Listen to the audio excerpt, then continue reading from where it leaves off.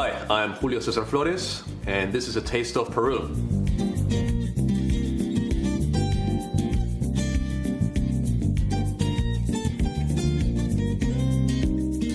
I'm from Lima, Peru. It's the capital city. It is the only coastal capital city in all of South America, and one of the largest cities in the world. Lots of people, lots of culture, lots of food. Ceviche is the national dish of Peru. It's a very simple dish of just fish, onions, ají peppers, and lime juice. It was actually invented in Peru in the northern part of the country on the coast, where my family comes from, where the Moche people used to live before the Inca Empire. They were fishermen.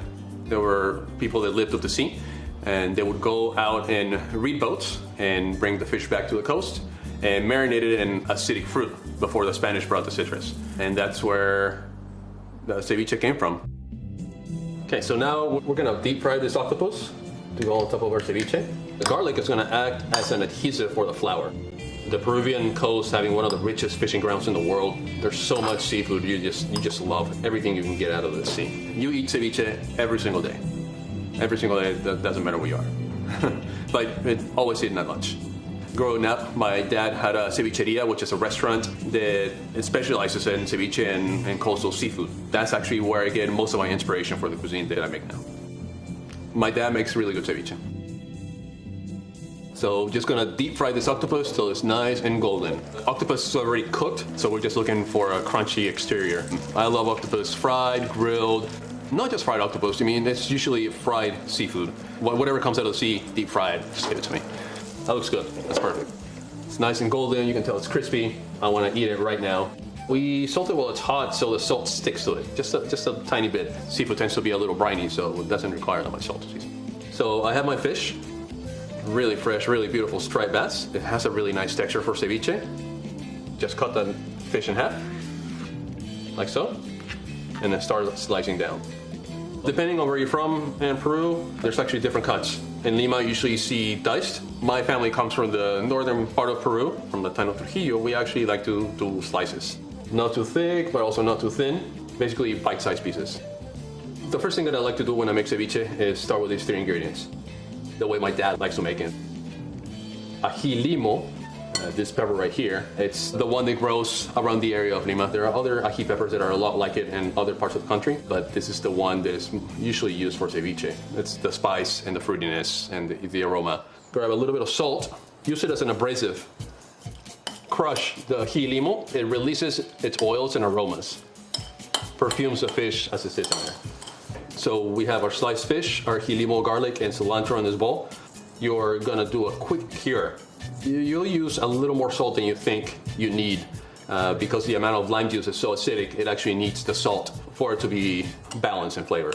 Peruvian cuisine is all about freshness. You don't wanna use pre-squeezed lime juice. Actually, lime juice changes in flavor the minute you squeeze it.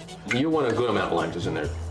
So what's gonna happen as the fish sat there with the salt and the other ingredients and cured, it actually also the proteins broke down into amino acids, creating that flavor that we like to call umami.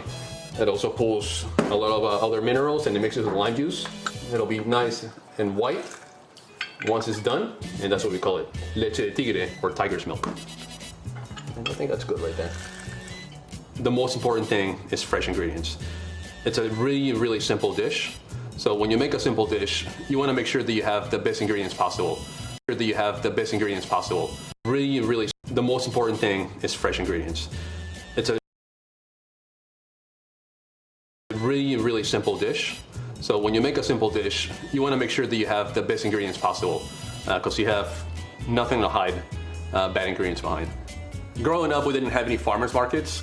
They weren't needed. If you went to the market, that's where your fishmonger was, and that's where the fruit lady was, and the vegetable lady was, and the bakery was, and that's how I grew up. I was always around amazing food. Their typical accompaniments are CHOCLO, which is Peruvian corn. This is the corn that we eat in Peru. We don't have the sweet yellow corn. This is essentially what we eat. And then we have CANCHA, which is kind of like corn nuts. If you go to a cevicheria in Peru, the first thing they put on the table, it's a little bowl of CANCHA. The Japanese sweet potato, it's a little sweeter, it's a little earthier, it's even a little floral. It's really nice. There's always onions on your ceviche, and traditionally, a piece of lettuce. It adds more freshness and a little bit of green color. Peruvian food is so colorful. Yellows, reds, purples, pinks, greens, all of them. We like to use products at the peak of their ripeness. That's why they're so colorful. When we like it juicy, reason why you eat ceviche with a spoon and not a fork.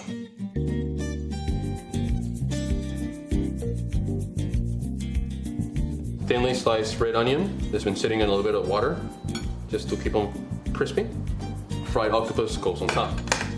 You can put as much octopus on here as you want, but you also don't want to hide your ceviche because that's the star of your dish, right? And like these little pieces you can keep for yourself as a little snack. Okay, so this ceviche looks amazing.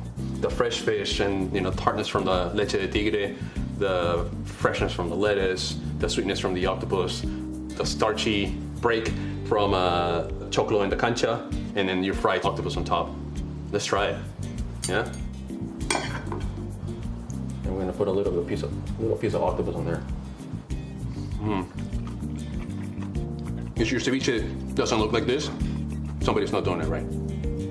That's real ceviche. It's actually really good. The Julio is so aromatic and spicy at the same time. It doesn't kill you. The crunchiness of the octopus, the brininess. It's just a really well balanced dish.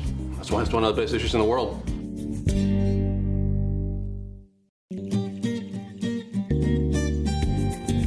Hi, I'm Julio Cesar Florez, and this is